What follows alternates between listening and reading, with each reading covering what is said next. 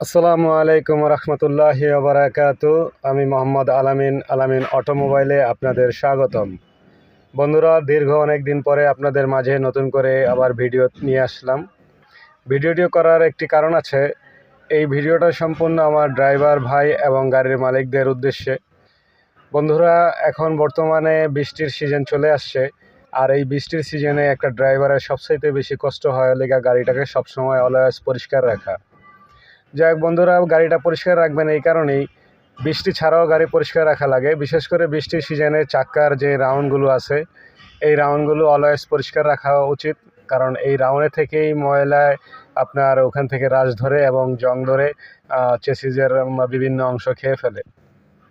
তাই চেষ্টা করবেন অলওয়েজ সবসময় গাড়িটাকে বৃষ্টির সিজনে বিশেষ করে সপ্তাহে মিনিমাম 2 দিন পানি দিয়ে ধুয়ে নেবেন, গাড়িটি সার্ভিসিং করে নেবেন। এবং পাশাপাশি প্রত্যেকটা লোকই গাড়ি বের করার আগে অবশ্যই গাড়ি পরিষ্কার করে নেন। এটা আমি জানি, বা এটা আমার অভিজ্ঞতা আছে, আমিও পরিষ্কার করে নিই। তো গতকালকে বৃষ্টিতে গাড়িটি ভিজছে, তাই আজকে আমি গাড়িটি সার্ভিসিং করে নিচ্ছি, কারণ এতে করে আমার গাড়ির রং এবং চেসিস উভয়ই ভালো থাকবে।